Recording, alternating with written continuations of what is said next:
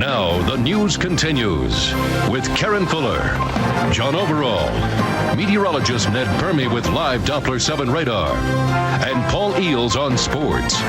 This is Channel 7 News at 10. Tonight, we show you a battle of wills, a huge corporation versus one woman from Arkansas.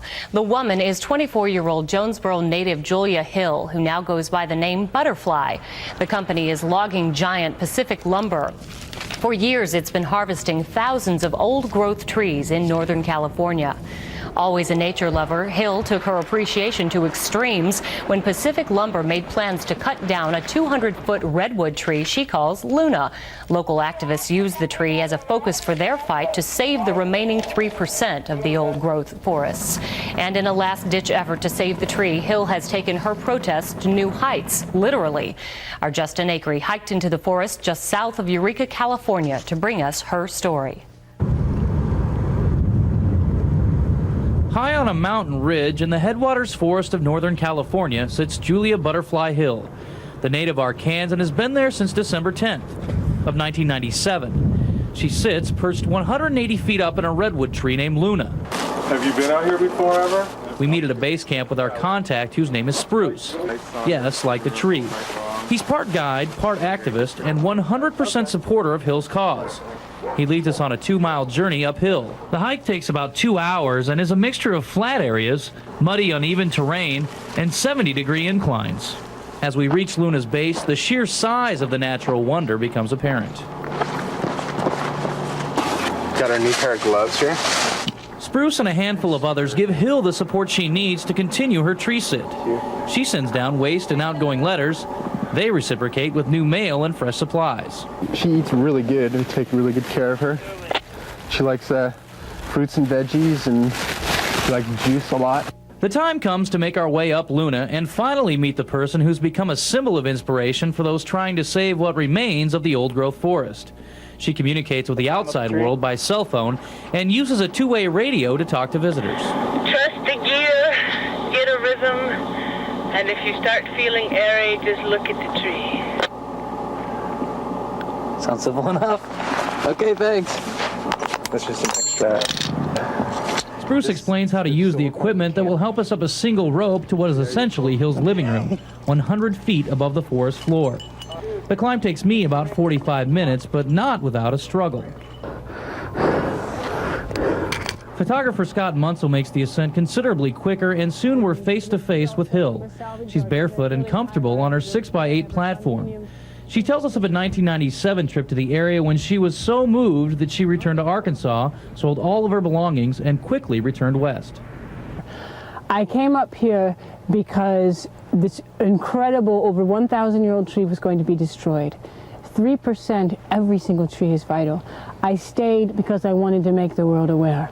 And I wanted the world to be aware of how crazy what's happening here is. If I'm willing to put my life on the line in this way, something really serious has got to be happening. What was scheduled to be a 2-week fill-in for other activists evolved into more than 400 days of elevated seclusion. The lifestyle is not without difficulties. There were some nights that my tarps shredded, and I literally was sitting there wrapped in a tarp, getting hit with hail. And I tell people, to give you an image of what it's like in a storm up here, imagine yourself on a bucking bronco, put that bronco on a ship at sea, and in the middle of a storm, and then put that whole experience 180 feet in the air. So yeah, I definitely had some moments where I was afraid. While she has devices for communication, Hill has none of the other things people have come to enjoy and even expect. No television, no radio, bed, heat, running water, or even the opportunity to take a walk. The difference is for me, though, that I'll never take it for granted again. When I'm down on the ground and I can walk, I'll remember what it was like to not walk for over a year. When I turn on a faucet, I'll remember what it was like to scoop water from a tarp. Hill says while growing up in Arkansas, her parents made sure to instill a respect for nature. Her father still lives in Jonesboro, but is fixing up his home with plans to sell it and join his daughter on the West Coast, a place he too fell in love with on a trip to see his daughter last summer. Getting there with Julia in the tree is probably ranks right there with the joy of when she was born. It was an awesome experience. Dale Hill says Julia's stand comes as no surprise. He also remembers a time in her life that may have helped prepare her for her current living conditions. See that board up there in the tree? Yeah.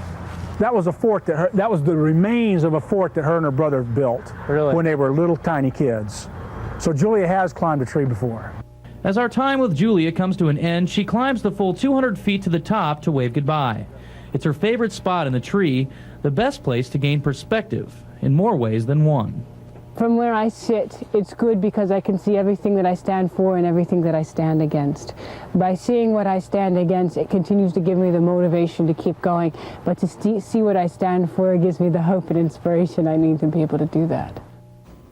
Spokespeople at Pacific Lumber are quick to point out that by making Luna her home, Hill is trespassing on their property. Be that as it may, she says she's not coming down until she feels she can do more good on the ground than she can by staying put.